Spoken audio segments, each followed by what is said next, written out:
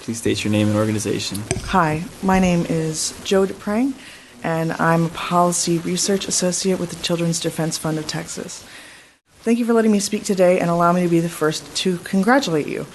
Every 10 years, one lucky group of Texas lawmakers has the chance to live the dream, to save taxes without cutting services and increase state revenue without raising taxes, all by faithfully upholding the Constitution.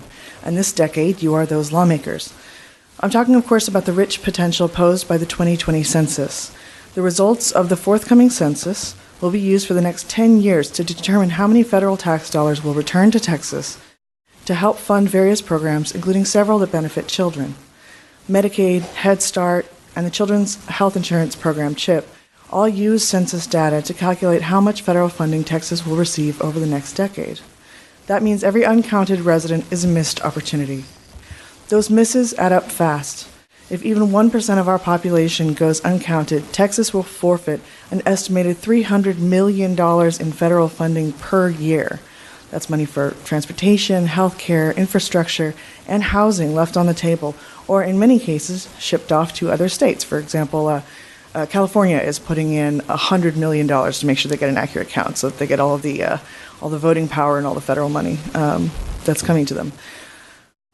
Texas may also be entitled to as many as 3 new congressional seats based on population growth, but that too will be determined by how many people complete the census. You may be thinking 1% sounds small, but it represents a huge number of Texans. Surely we won't miss so many. But actually, a 1% undercount turns out to be a real risk if you consider that children are among the likeliest groups to go uncounted, and more than 26% of Texas residents are under 18.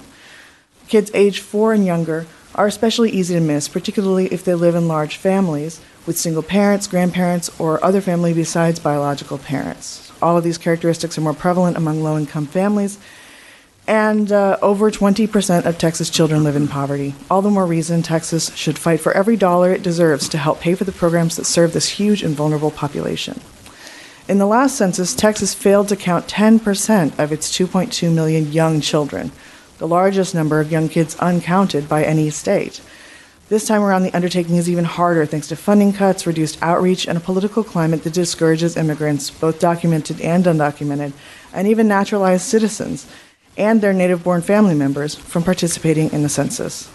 The solution is for lawmakers to take the same initiative 24 states already have, to invest in a state complete count committee that will perform outreach, education, and active promotion to increase census participation and to provide incentives to individual counties to form their own CCCs to do the same in their communities. Merely having a state complete count committee would help communicate to county leadership how critically important the census is to Texas's future and how much is at risk.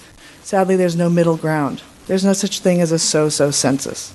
Next year's census will either take an accurate count of the people living in this great state, boosting our political power on the national stage and bringing more Texas tax dollars back home from Washington, or it will be a massive blown opportunity that robs Texas of congressional representation while forfeiting hundreds of millions of dollars every single year between 2020 and the next time Texas lawmakers get the chance to make this decision before you. Again, I want to congratulate you on being the lucky lawmakers who have the opportunity to set Texas up for a decade of unprecedented success. And on behalf of our 7.5 million children, I hope you'll take advantage of it. Thank you. Thank you.